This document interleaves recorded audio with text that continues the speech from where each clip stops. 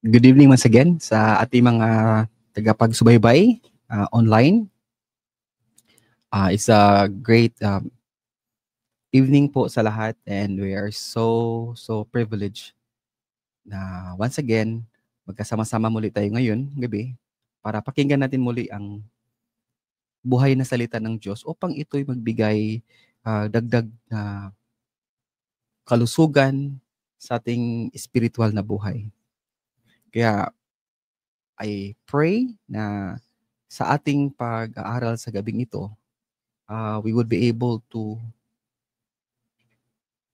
comprehend ano talaga yung gusto ng Diyos na makita niya sa buhay natin while dito pa tayo sa mundo. And we have been discussing about the parables for the past few Sundays, and we are now moving to one of the most familiar parables of Jesus Christ. Ito pong the parable of the Good Samaritan. And in fact, mas nag-alala nga ako kasi when we do this, baka magkaroon tayo ng yung because of familiarity, nag-shut off na yung mind natin. Kaya hindi na tayo masyado sigurong magiging parang predictable na yung mangyayaring sasabihin ko dito. But rest assured na what we are going to learn this evening is something that is new, something that would also help us examine ourselves. Kumusta kaya ako? Am I still the way God wants me to be? And how about my spiritual health? Is my spiritual health still healthy before the Lord? And if the Lord is my doctor, is the great physician, is there something that I need to confess? I need to come and ask, Lord, help me because I need help. Kaya sa gabing ito, allow me to go through these parables, and let's join me in my prayer na ang Diyos ang siyang magsasalita sa atin at hindi po ako na siyang, kasi ako lang po ang kasangkapan ng Diyos na maglahad sa inyo ng mensahe niya. Kaya mga kaibigan, if you have your own version of your Bible, you can also do so. So sa gabing ito, ating pong pag-aralan po ang Luke chapter 10 verses 25 to 37. Ang pamagat po nito ay the parable of the Good Samaritan. Sabi dito, on one occasion, an expert in the law stood up to test Jesus. Teacher, he asked, what must I do to inherit eternal life? What is written in the law? Jesus replied, how do you read it? His follow-up question. And the lawyer said, love the Lord your God with all your heart and with all your soul and with all your strength and with all your mind. And love your neighbor as yourself. And Jesus Christ said, you have answered correctly. Do this and you will live. But the lawyer wanted to justify himself as he asked Jesus again, and who is my neighbor? In reply, Jesus said, a man who was going down from Jerusalem to Jericho when he was attacked by robbers. They stripped him and his clothes, beat him, and went away, leaving him half dead. A priest happened to be going down the same road, and when he saw the man, he passed by on the other side. So too, a Levite, when he came to the place and saw him, passed by on the other side. But a Samaritan, as he traveled, came where the man was, and when he saw him, he took pity on him. He went to him and bandaged his wounds, pouring on oil and wine. Then he put the man on his own donkey, brought him to an inn, and took care of him. The next day, he took out 2 denarii and gave them to the innkeeper. Look after him, he said, and when I return, I will reimburse you for any extra expenses you may have. Which of these three do you think was a neighbor to the man who fell into the hands of robbers? Jesus asked. An expert of the law replied, the one who had mercy on him. Jesus told him, go and do likewise. The parting words of Jesus, go and do likewise. Manalangin muli tayo. Ama, salamat muli na mapag-aralan muli namin ang itong parables of the Good Samaritan. Tulungan niyo po kami, Ama, na mas malalim pa ang aming pag-unawa ng parable na ito. At tulungan niyo po kami, Ama, na makita namin ang mga bagay na nais niyo pong makita namin. At buksan nawa ang aming isipan upang yung mga pag-unawa namin, Ama, ay matanggap namin at ma-store namin sa aming isipan at sa kingdom namin upang ito'y maging gabay sa aming paglakad sa mundong ibabaw na ito. Ang iyong lingkod naway inyong tulungan at igawan din sa kanya ang karagdagang kaalaman na maibahagi na ito, Ama, na naayon po sa iyong kalooban. Naway hindi siya magmamalabis o magkukulang, kundi ayon lamang po sa inyong kalooban. Lahat nito, Ama, may king dalangin sa matamis na pangalan ni Jesus na aming Panginoon at tagapagligtas. Amen.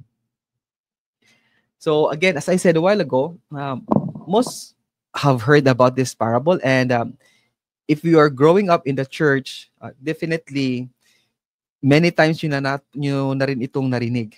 And malamang, some of us here would shut off our mind and close our ears kasi paulit-ulit yan. But because we know this, baka sabihin natin na alam na natin yung kailangan nating marinig at malaman.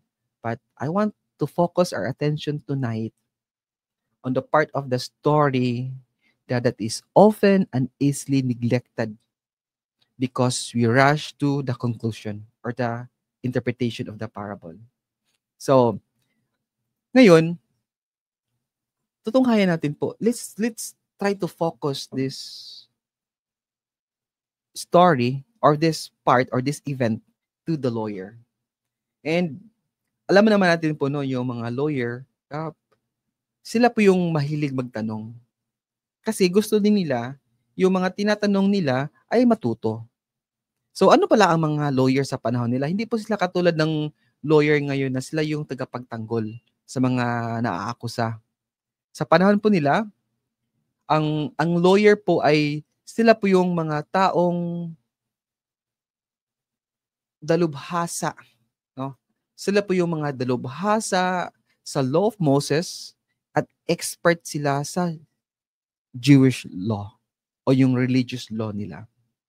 So, dito ngayon, makikita natin na nagtanong po siya na isang napaka-importanting question na pwede rin nating angkinin ito. We can take ownership of this question because we all need to find the answer of this question. The teacher, what must I do to inherit eternal life? Kaya, sabihin natin, no, although marami na tayong natutunan sa church, some of us here had been given the opportunity to preach and to teach and even to share a message from these parables. But again, let us try to re-examine this parable at tingnan natin anong dimension ito ngayon sa buhay ko ngayon. So, sa nalaman natin, itong lawyer na ito, sila po yung mga dalubhasa. Sila po yung mga batikan sa mga bagay-bagay patungkol po sa kanilang relihiyon. At lalo na po sa law of Moses. At ngayon, alam naman natin na yung itong pagtatagpong ito, sa nabasa natin, he was not a genuine person who went to Jesus Christ to learn something. He did not ask because he was willing to learn, but he was asking something to trip Jesus Christ, to trap Jesus Christ. Ito po yung kanyang mission na hanapan niya ng pagkakamali si Jesus kasi kapag nagkakamali si Jesus sa kanyang mga sagot, Yun po ang pagbabasihan na ma-discredit niya si Jesus at si Jesus po ay sabihin natin, kung sa Bisaya, pakaulawan niya o ipapahiya niya sa madla. So, he was trying to ask this question because he wanted to put Jesus Christ into a trap. And then, nagtagumpay po ba ang lawyer sa kanyang pagtanong po nito? Well, alam po natin po na yung tanong niya, what shall I do to inherit eternal life? Do you think nagtatanong po siya kasi hindi niya alam ang sagot nito? Yes, alam niya talaga ang sagot nito. Ngunit ang sagot niya definitely taliwas sa mga bagay na matutunan niya sa pagkakataong ito sa dakilang teacher o guro ng buhay. Sagot tanong niya, no? What must I do to inherit eternal life? So, again, as we try to study this question and examine the motivation of this lawyer, huwag din natin kalimutan na ilagay din natin ang sarili dito po sa event na ito. Let us also ask this question in our minds and in our hearts that what does God require of me that I may receive eternal life? Tanungin din natin ngayon sarili natin, just press our heart and then ask ourselves, breathe deeply and ask God, o nga no, am I assured about eternal life? Kung hindi pa, tulungan mo ko, Ama, na mamulat ako sa katotohanan tulad ng lawyer na ito upang matagpuan ko ang bagay na napakahalaga sa buhay ko. Habang may buhay pa ako, may chance pa ako na magbago upang totoo na makamit ko ang buhay na gusto mong magkaroon ako. Ngayon, Jesus Christ was responding to his inquiry, pero not the way this lawyer wanted to hear as a response from Jesus Christ. Because this lawyer, in the first place, he was that genuine seeker to know the truth of eternal life. Yung alam niya, yung truth lang from their tradition. Yung truth lang na galing sa isip ng tao.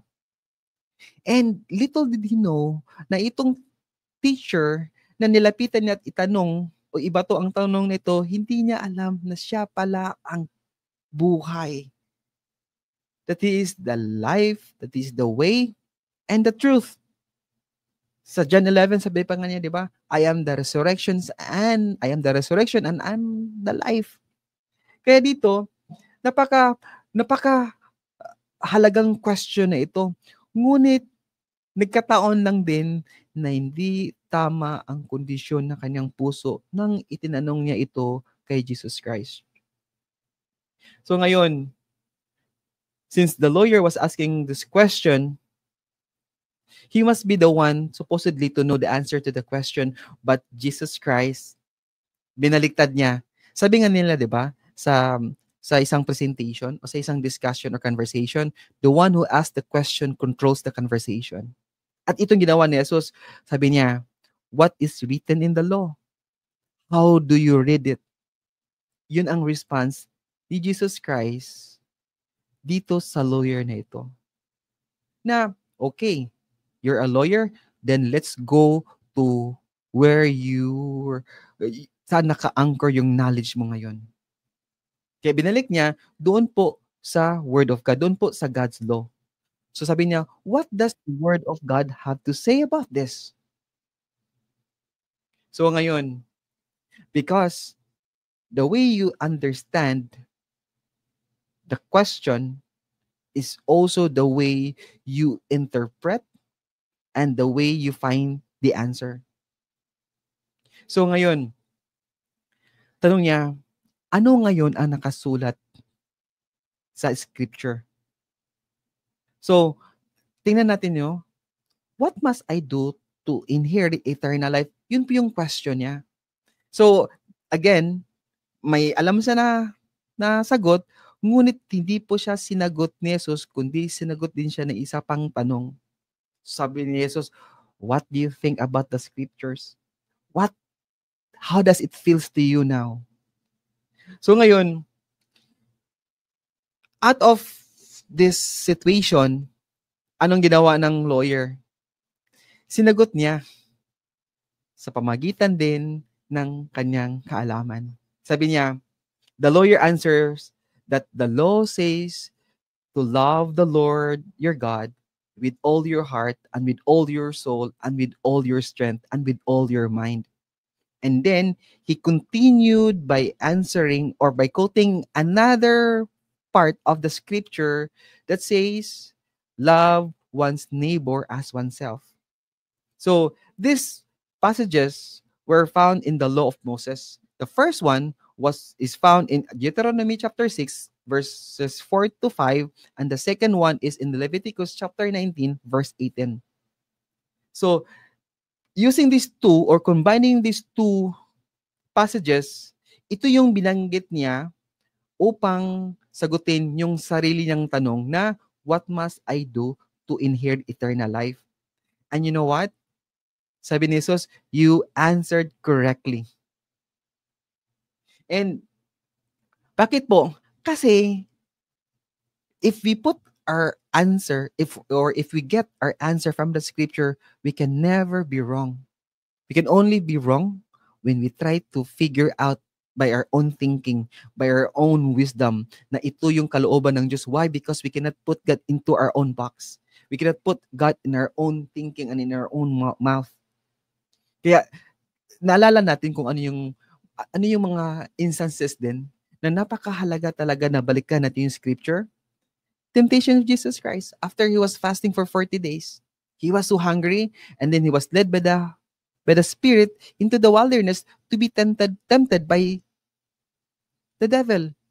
Pero anong sagot niya? Always go back to the scripture. What does the scripture is teaching us? Ito yung reply niya o ito yung answer niya sa lawyer. Again, sabi niya, so what do you read in the law? What do you found in the law? What is written in the law? Yun yung tanong ni Jesus sa kanya. Kaya tuloy napaisip ang lawyer. And Jesus Christ agrees to his answer and said, you have answered correctly. At sinabayan pa niya, because of his question, what must I do? Do this, and you will live. You can, sagot lang nito, mga kapatid, we can already sense and feel the authority of Jesus Christ. That he knows exactly what he is talking about. Especially what he is asking about. So when Jesus was asked about the greatest commandment, ganun din naman yung sagot din niya, di ba? When someone was asked about this in the passage of Matthew, ganun din yung mga sagot. Love the Lord with all your heart, your soul, with your strength and mind, and to love one's neighbor as oneself. So, ngayon, i-consider natin yung mga bagay na ito. First,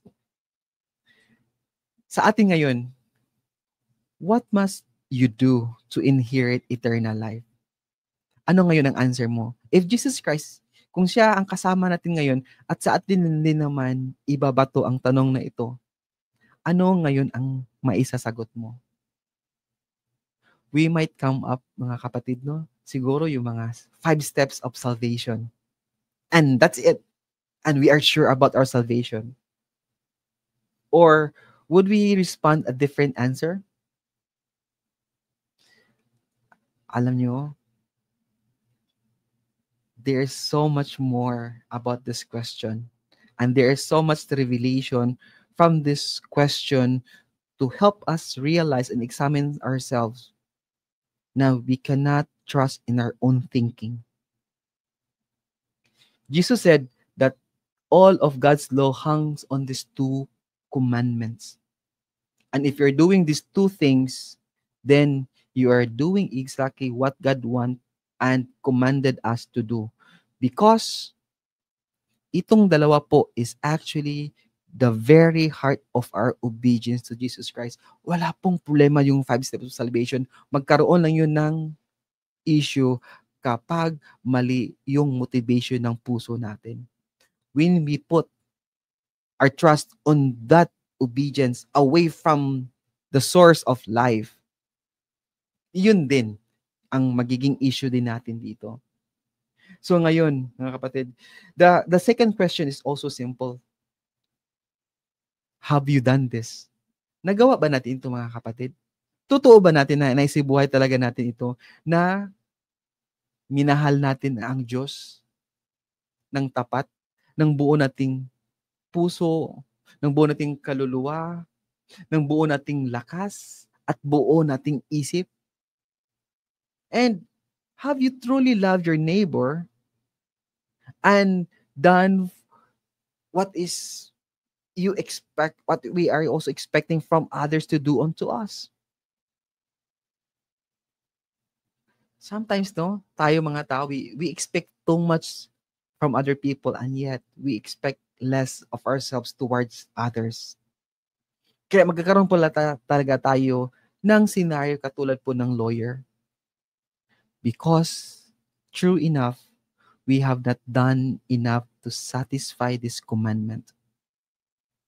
I hope and I pray that these two will also put us into a state that wala tayong pwedeng ipagmalaki sa Diyos, kundi siya lamang.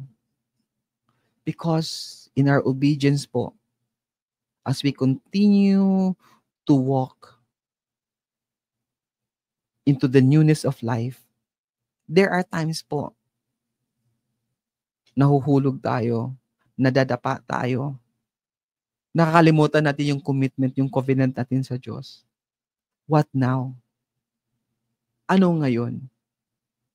So mga kapatid, if you want to inherit eternal life,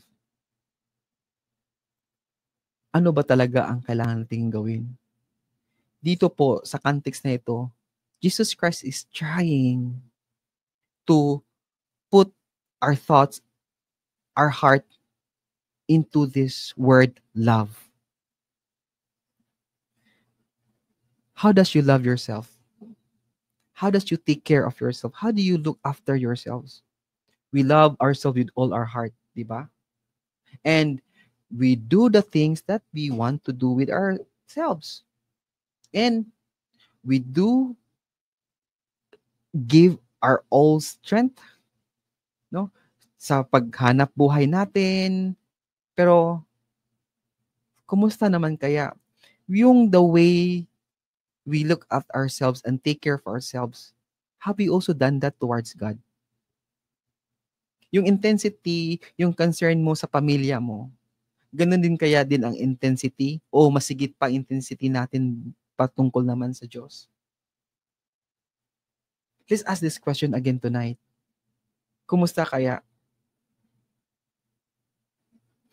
Kaya ang tanong ngayon, sino talaga kaya ang nakapag-fulfill ng lahat nito? Especially itong lawyer na nagtatanong sa kanya. Let's continue to ask these questions over and over. If we are truly fulfilling itong commandments na ito, that loving God with all our heart, mind, strength, and soul, at ganun din patungkol sa kapwa natin. Ngayon, mga kapatid, we ask questions like, nag-attend naman ako sa mga bagay na mahalaga din sa aking nourishment, sa aking spiritual life. Nag-attend naman ako ng mga fellowship. Nag-attend din naman ako ng mga special services.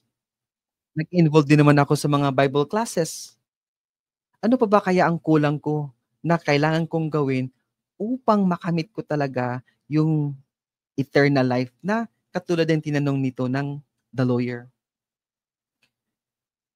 Again, it's not about how much we do, but we have to go back again to the questions, how much do we actually understand this question and this phrase that we are to love the Lord with all our heart? Do we actually and do we truly understand what it meant to love the Lord with all our strength?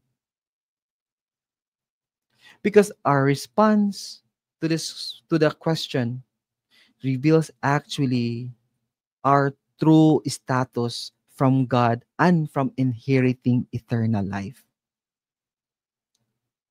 Kaya importante talaga na we are to genuinely examine ourselves.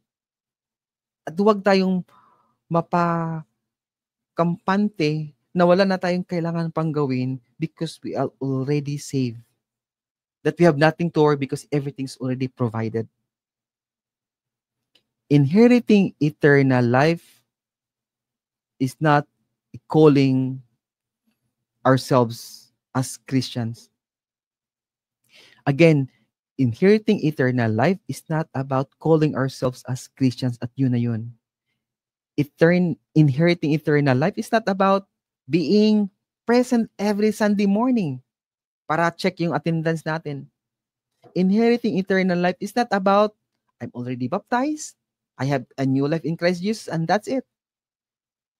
Inheriting eternal life is about loving the Lord with all our heart, which is also that loving the Lord leads to loving others.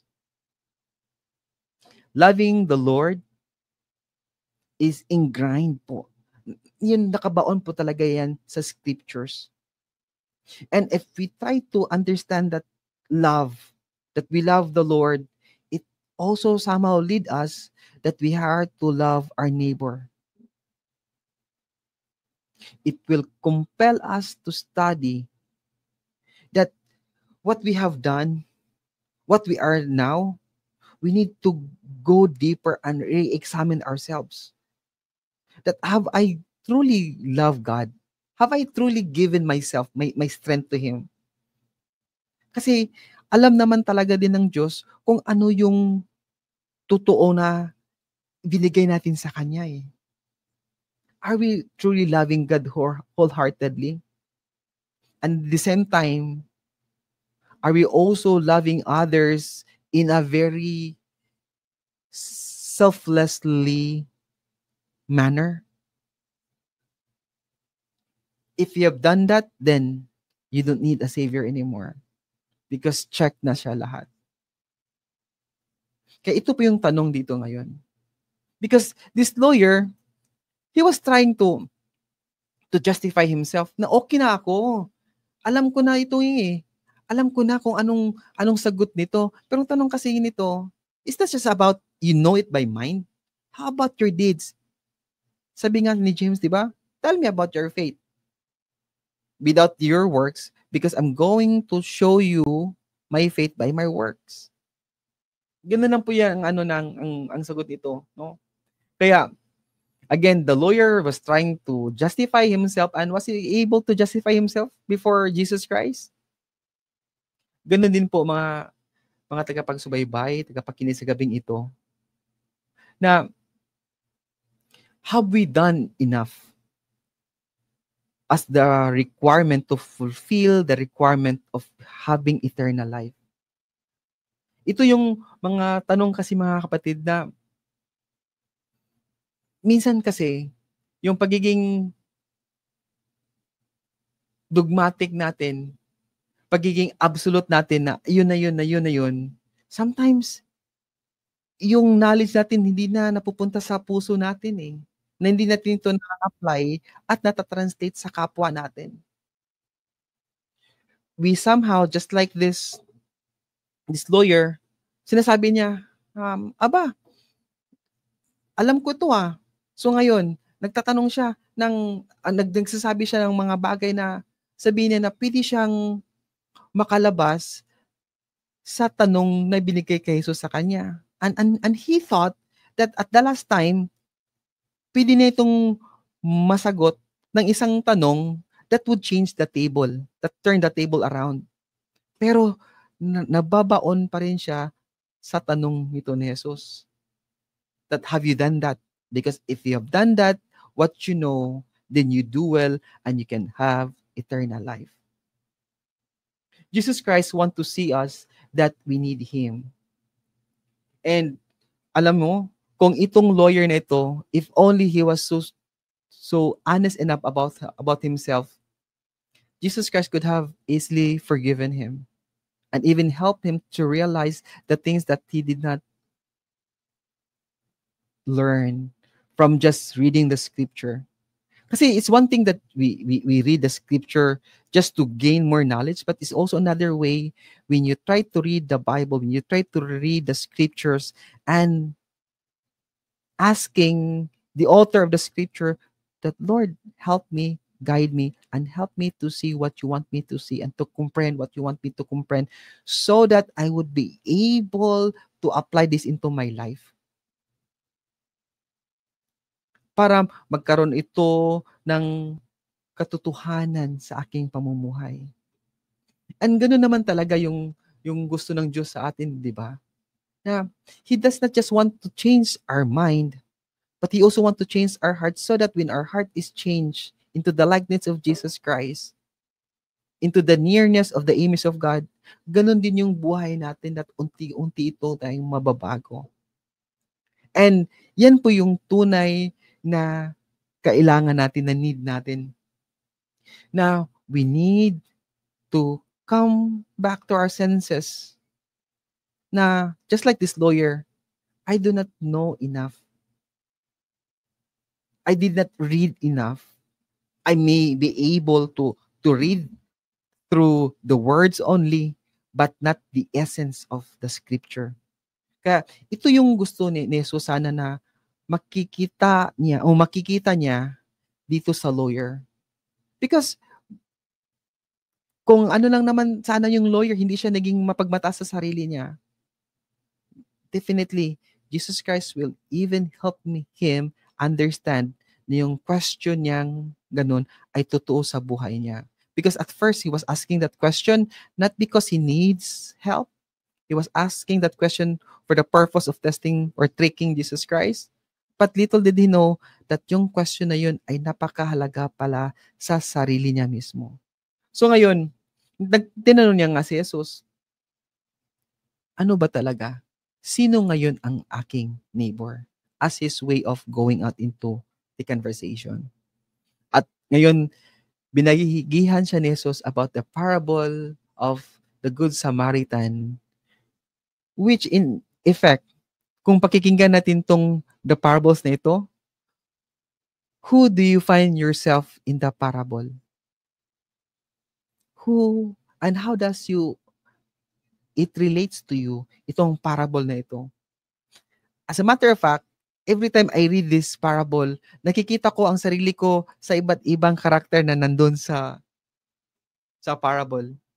Kaya minsan sabi ko nga nakakaya isipin at i-admit na itong parables na ito is multifaceted, that it actually describes me. At ano yun? That I cannot save myself because I do need help and I need a savior. Sa tanong dito ngayon o sa parables na ito ngayon, ito po ang tanong kasi dito ng lawyer who is my neighbor? But the question is actually ngayon is that not just identifying kung sino yung neighbor mo, kung hindi, we have to identify ourselves if we are truly neighbors of the people around us. Ito yung tanong na gustong makita ng Diyos ni Jesus sa lawyer na nagtatanong sa kanya. Hindi lang, who is my neighbor, but asking, am I a true neighbor sa mga taong nakapaligid sa akin? Do you see how Jesus Christ trying to reorient the thinking of this lawyer? This lawyer, he may know already something, but he knows not enough.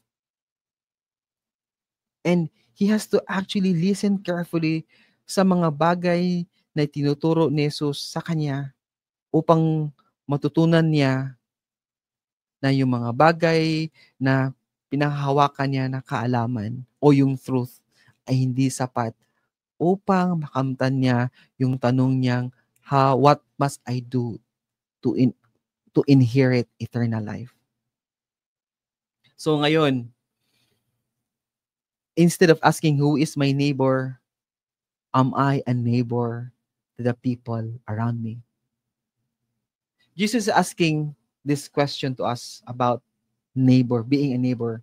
Because loving your neighbor as yourself is not about defying or defining who is your neighbor, but it's about loving your neighbor as yourself is about you as the recipient of the grace from this. Yung bang, kung ang Diyos ay ganito siya kabait sa akin, ngayon, kumusta naman ito ngayon? Kumusta naman ako sa iba?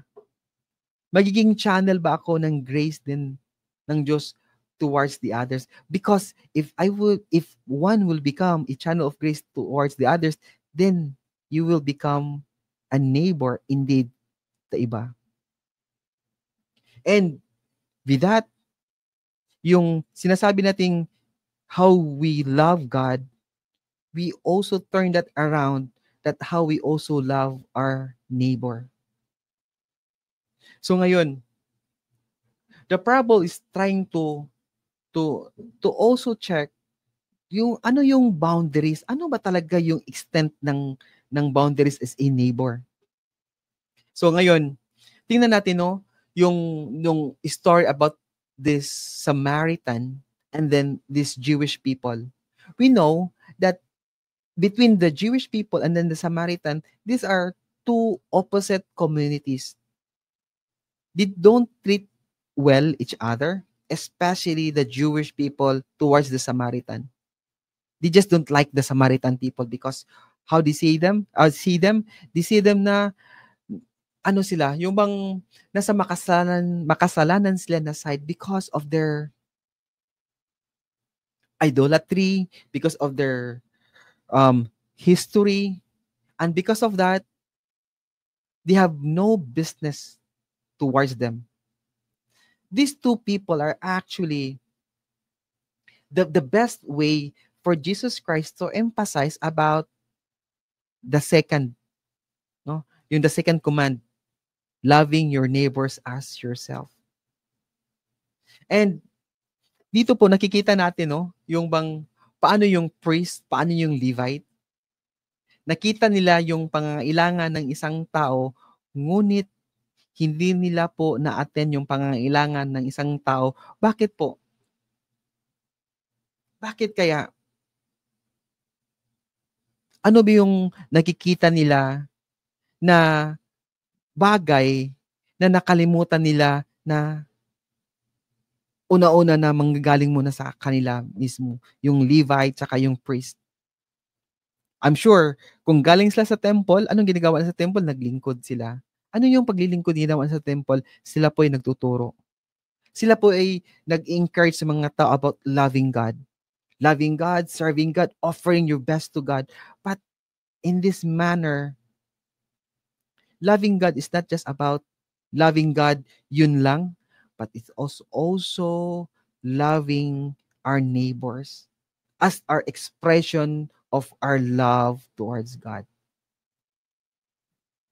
Apostle John, sabi nga niya, how can you love God if kung nagkukulang ka rin sa pag-ibig mo sa kapwa na nakikita mo? Hindi mo nga nakikita ang Diyos. At sabihin mo, mahal mo siya, pero yung mga bagay na nakikita mo, nahihirapan ka nga.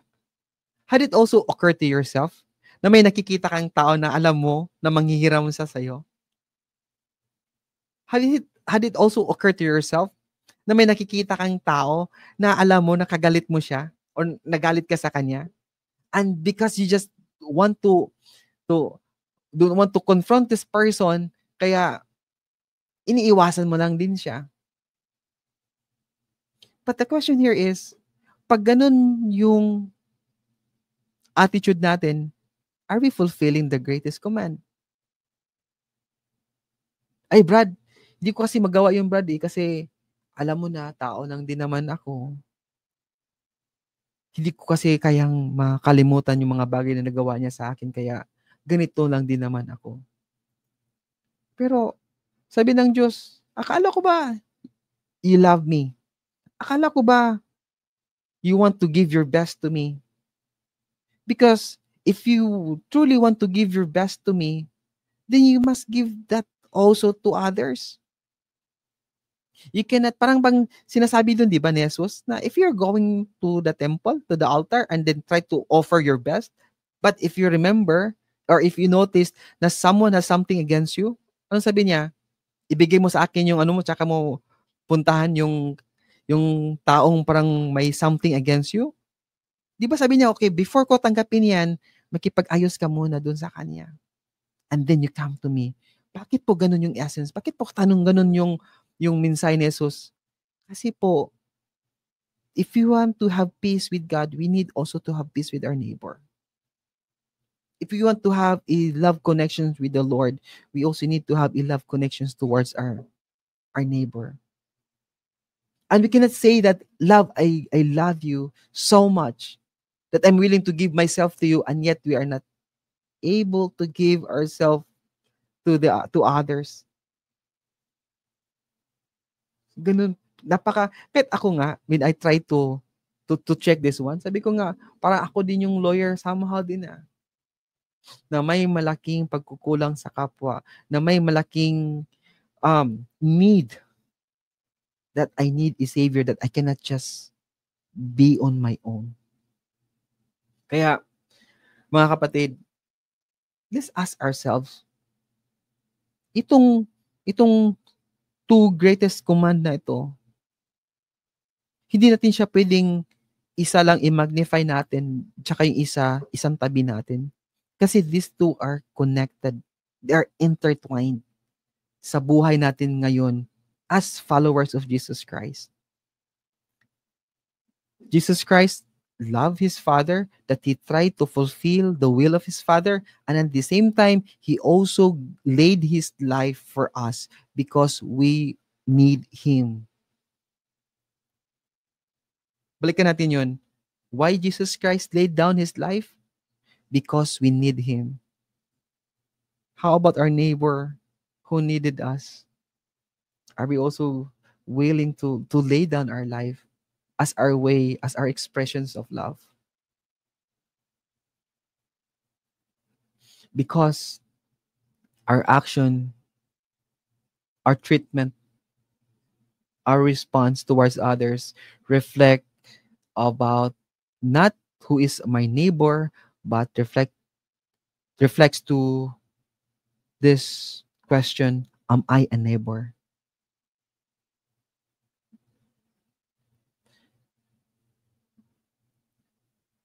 Mga kapatid, if we are going to give Jesus Christ a wrong answer, we can get the same commendation from Him that you go and do likewise. Di po tayo makapagpatuloy sa buhay natin ngayon kung ito'y mali. We need to make it right, and before we can go and do likewise. So mga kapatid, ano yung conclusion? Ano yung bidding words natin ngayon? What must I do to inherit eternal life?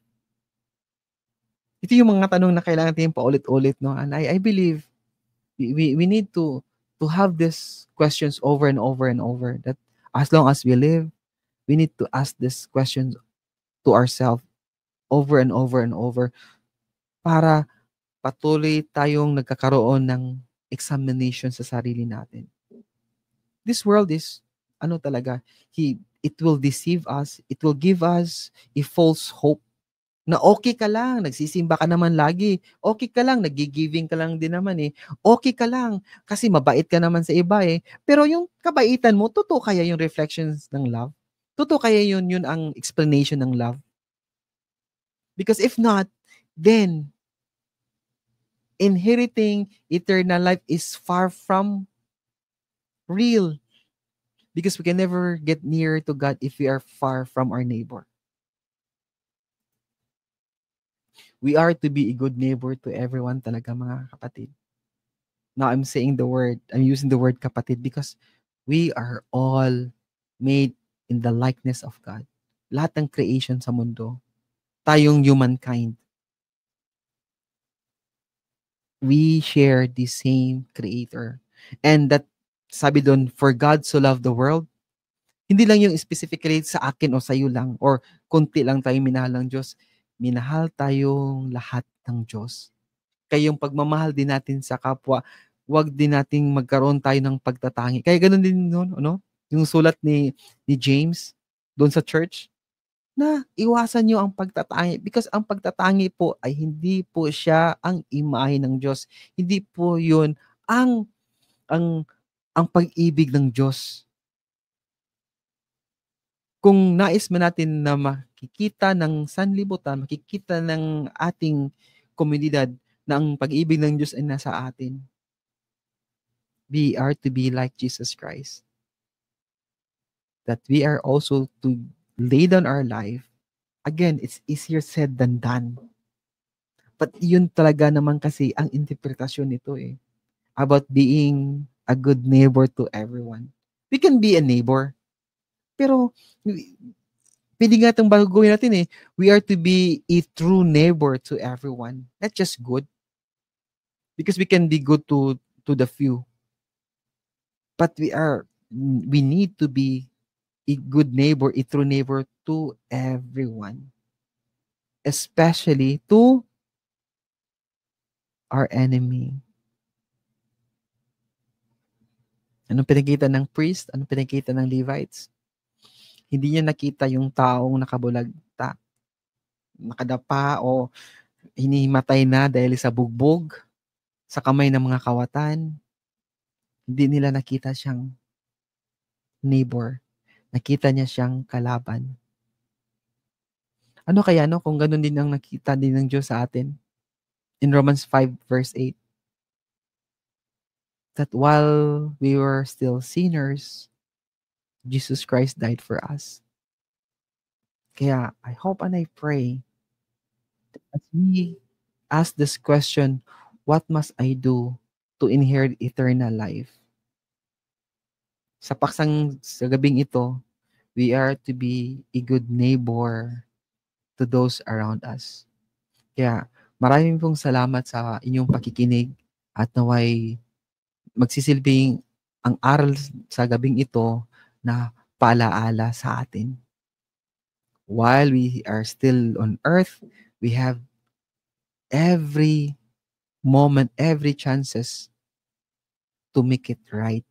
Not just to feel that we are right, but because this is the way we can honor our Savior. We can honor our Father who has given His life to us. His Son, Jesus Christ, to us. Kaya, again, may God bless us as we continue to study and never stop learning and growing to become like Jesus Christ. Salamat po.